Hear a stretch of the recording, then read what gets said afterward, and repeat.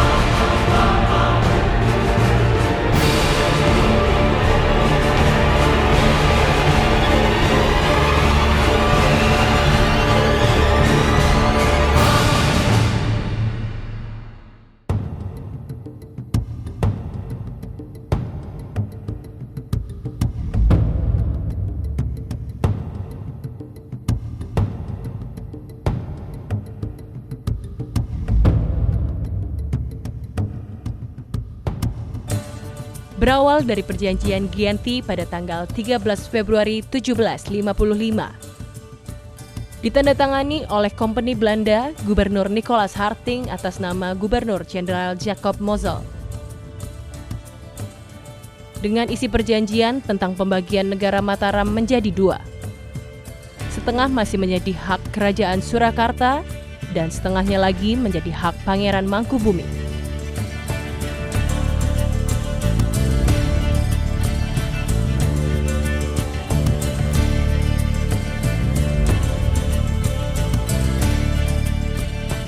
Dalam perjanjian itu pula, Pangeran Mangkubumi diakui menjadi raja atas setengah daerah pedalaman Kerajaan Jawa dengan gelar Sultan Hamengkubuwono Senopati I Alaga Abdul Rahman Sayyidin Panatagama Khalifatullah.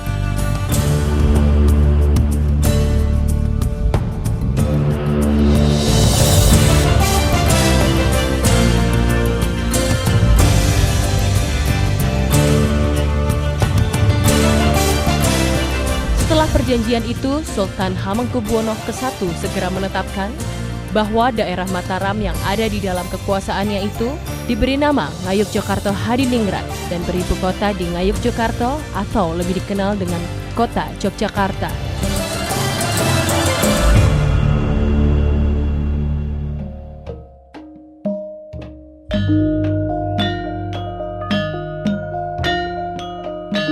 Pada awalnya, sebelum didirikan keraton sebagai pusat pemerintahan Kesultanan, Sultan Hamengkubuwono ke-1 menempati pasanggerahan Ambar Ketawang di daerah Gamping.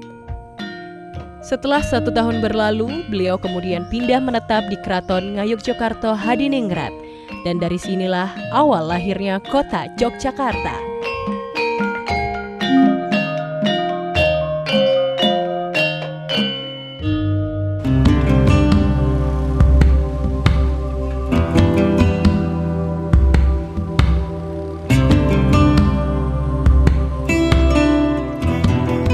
Kota Yogyakarta telah dipersiapkan oleh para pendirinya di bawah kepemimpinan Sultan Hamengkubuwono pertama untuk menjadi landasan kokoh bagi perkembangan berikutnya. Keselarasan dengan alam menjadi landasan penting dalam menetapkan tata letak dan struktur utama kota Yogyakarta dengan pola memusat negara, kota, dan istana.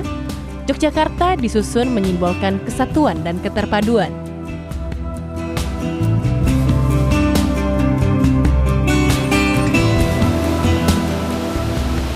Sumbu imajiner yang tergaris dari Laut Selatan, Panggung Kerapiak, Keraton, Tugu hingga Gunung Merapi mengisyaratkan keselarasan dengan alam sekitar. Hal ini menjadi sebuah ajaran kehidupan luhur, sehingga manusia yang berada di dalam tatanan itu menjadi pribadi mulia yang senantiasa menjaga keselarasan dan kelestarian lingkungannya.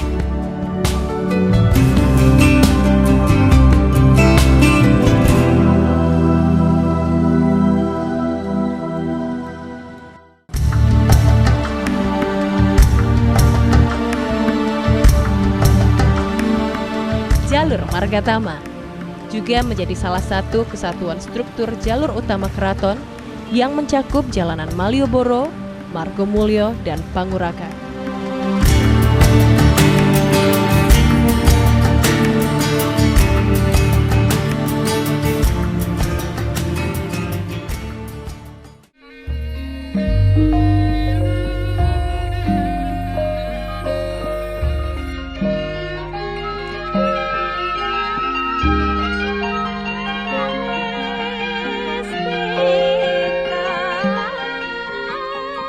Menengok lebih dekat gerbang utama Yogyakarta, keraton yang berdiri kokoh dikelilingi tembok besar sebagai lambang kekuatan dan kesatuan. Atas usulan putra mahkota yang nantinya menjadi Sultan Hamengkubuwono II, tembok Baluwarti dibangun menjadi benteng yang mengelilingi kompleks keraton serta seluruh komponen di dalamnya.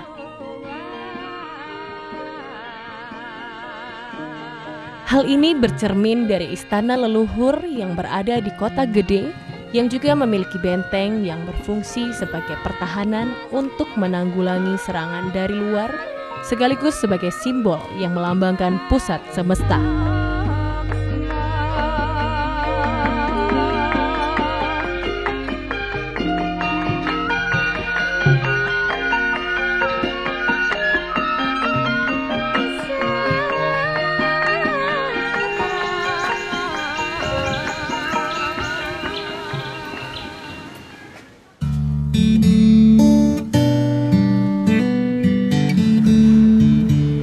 Beberapa toponim wilayah kota yang tercakup di dalamnya mengandung makna berdasarkan nama dalam pangeran.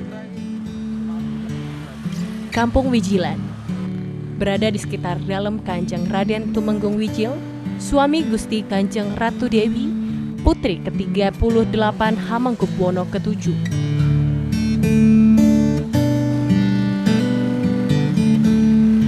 Ada pula nama jalan yang diberikan berdasarkan keahlian para abdi dalam yang menetap di wilayah tersebut. Seperti Jalan Gamelan. Di sepanjang jalan tersebut, terdapat tempat tinggal para abdi dalam Gamel yang bertugas mengurus kuda milik Sultan.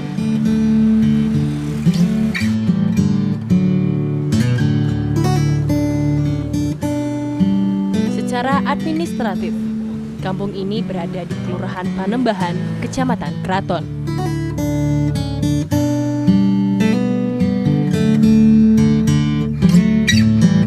Selain Wijilan dan Gamelan, masih ada kampung lain, seperti Kauman, Dalem Joyokusuman, Jalan Patehan, Jalan Siliran, dan beberapa nama lain yang menjadi hunian sekitar Keraton Yogyakarta.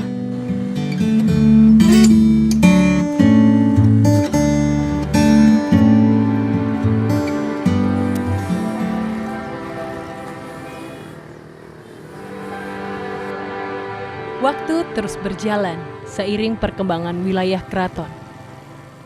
Tata letak kampung warga menyebar dari dalam benteng keraton hingga keluar benteng. Meskipun perluasan wilayah perkampungan sampai keluar benteng, nuansa yang ada di dalamnya masih tetap berpijak pada akar budaya. Beberapa kampung dan jalan di sekitar luar keraton memiliki toponim berdasarkan tempat tinggal abdi dalam prajurit keraton. Sebagai misal, Kampung Wirobrajan. Nama tersebut diambil dari nama sebuah kesatuan prajurit keraton Kesultanan Yogyakarta, yaitu prajurit Wirobrojo. Nama kampung lain seperti Patang Puluhan, Ketanggungan, Surakarsan, Mantri Jeron juga memiliki makna tertentu yang mengacu pada nama kesatuan prajurit keraton.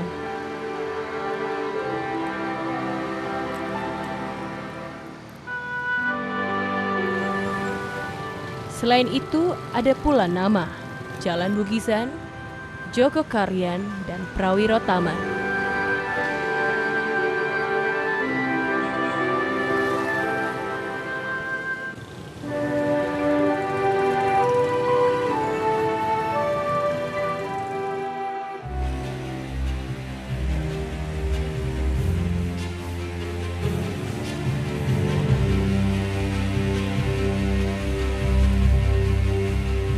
Beberapa bangunan bersejarah di kota Yogyakarta merupakan peninggalan Belanda. Kawasan Kota Baru merupakan kawasan yang khas di Yogyakarta karena kawasan ini tampak lebih tertata ruang dan bangunannya. Kawasan yang dikembangkan oleh orang-orang Belanda dibangun atas kerelaan Sri Sultan Hamengkubuwono ke-7 pada zaman dulu ini merupakan perkembangan atau pemekaran kota lama Yogyakarta yang meliputi keraton dan sekitarnya.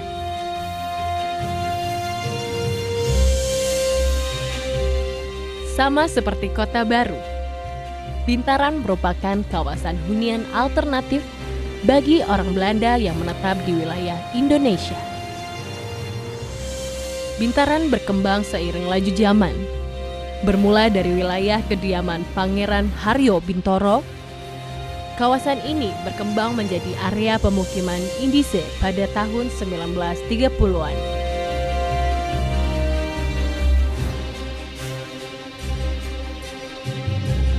Selain Kota Baru dan Bintaran, Loji juga menjadi salah satu peninggalan Belanda yang dibangun seiring awal berdirinya Keraton Yogyakarta.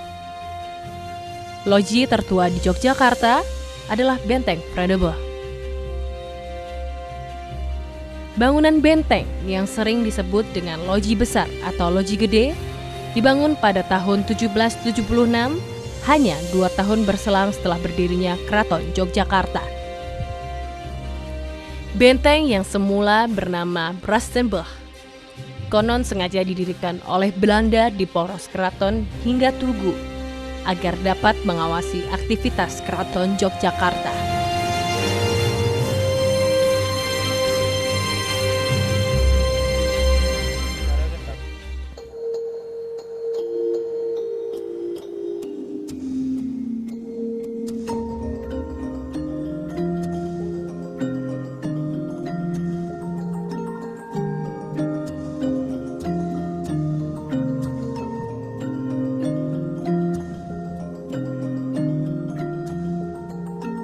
Selain kawasan Keraton Yogyakarta, terdapat juga wilayah Istana Puro Pakualaman. Istana ini merupakan salah satu pusaka budaya di kota Yogyakarta. Terbentuk karena adanya kontrak politik antara Pangeran Notokusumo dengan pemerintahan Inggris pada tahun 1813. Sebagai suatu pusat pemerintahan, Puro Pakualaman juga dilengkapi dengan alun-alun, masjid, dan pasar. Selain itu juga ada pemukiman penduduk, dalam-dalam, dan bangunan fasilitas lainnya. Hal yang menarik perhatian adalah bahwa Puro Pakualaman menghadap ke selatan. Berbeda dengan Keraton Kasultanan Yogyakarta yang secara keseluruhan berporos utara dan selatan serta menghadap arah timur dan barat.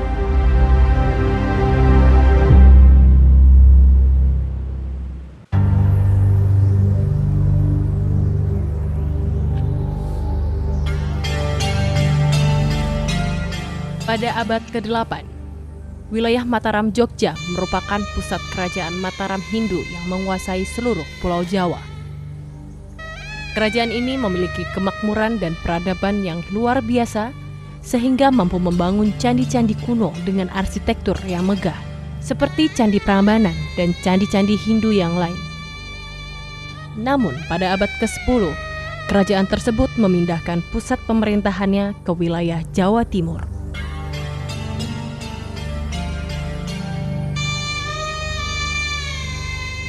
6 abad kemudian, Pulau Jawa berada di bawah kekuasaan Kesultanan Pajang yang berpusat di Jawa Tengah. Sultan Hadiwijaya yang berkuasa saat itu menghadiahkan alas Mentaok kepada Ki Gede Pemanahan atas keberhasilannya menaklukkan musuh kerajaan. Ki Gede Pemanahan beserta keluarga dan pengikutnya kemudian pindah alas Mentaok ke sebuah hutan yang sebenarnya merupakan bekas kerajaan Mataram Hindu terdahulu.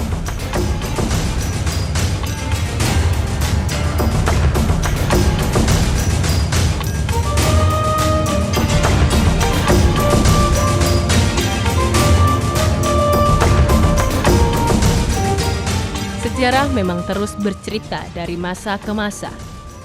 Kerajaan Mataram yang berpusat di Kota Gede ini hingga sekarang masih terasa kuat nuansa Hindunya.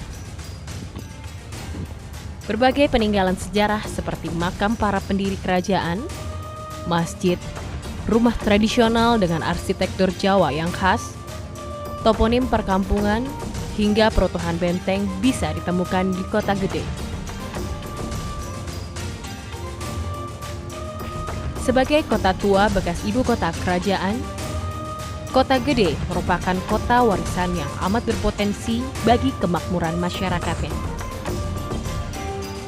Terdapat beberapa bangunan lama yang masih berdiri, dari bangunan kecil hingga bangunan besar.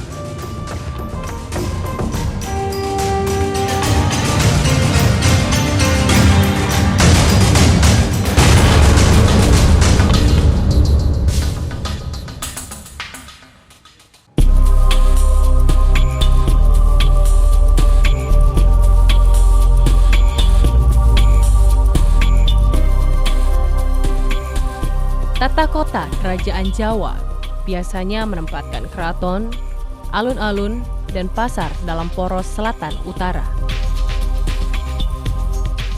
Dalam kitab Negara Kertagama yang ditulis pada masa kerajaan Majapahit pada abad ke-14, menyebutkan bahwa pola ini sudah digunakan pada masa tersebut.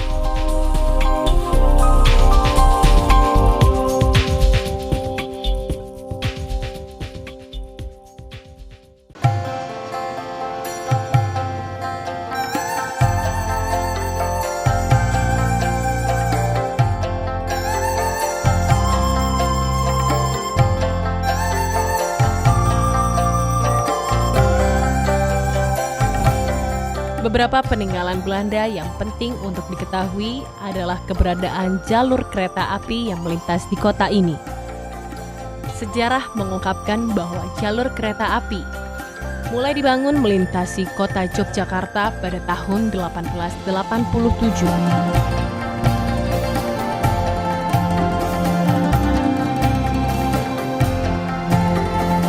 Dua buah stasiun utama yang sampai sekarang masih aktif digunakan adalah Stasiun Tugu dan Stasiun Lempuyangan.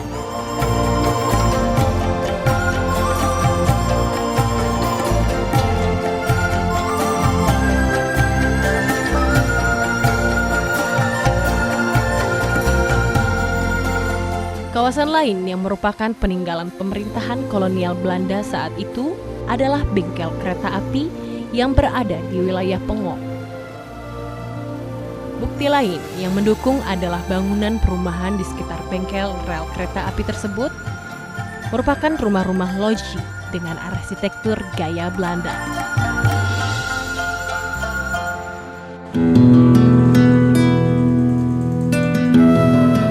Satu lagi, ikon penting kota Yogyakarta, yaitu kawasan Gedung Agung.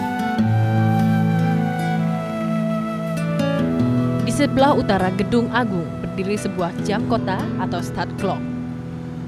Area di seputarnya yang dahulu bernama Jalan Margomulyo ini lazim disebut Ngejaman. Jam ini didirikan tahun 1916 sebagai persembahan masyarakat Belanda kepada pemerintahannya untuk memperingati 1 abad kembalinya pemerintahan kolonial Belanda dari pemerintahan Inggris yang sempat berkuasa di Jawa pada awal abad 19.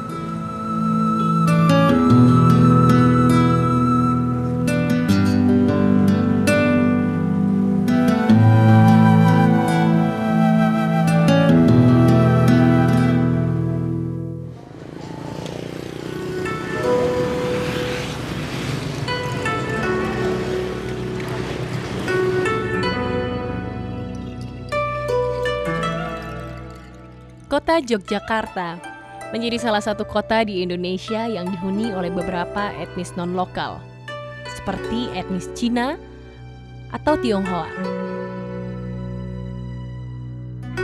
Perkembangan dan penyebaran etnis ini relatif cukup besar, karena memang sejak era penjajahan kolonial Belanda, etnis Tionghoa juga berperan dalam peperangan melawan penjajah. Hingga sekarang, Etnis ini tetap mempertahankan keberadaannya di berbagai kawasan di Yogyakarta. Daerah Kranggan, Ketandan, dan yang paling tampak adalah di sekitar wihara atau kelenteng sebagai rumah ibadah mereka.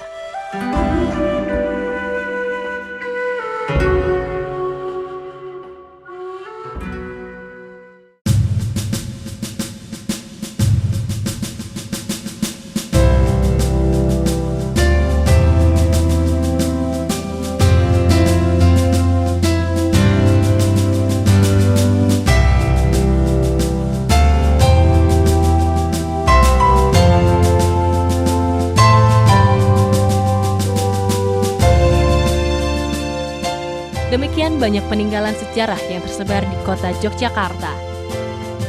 Hal ini yang membuat siapapun yang pernah singgah di kota ini akan merindukan kehangatan luhurnya estetika di setiap sudut kota.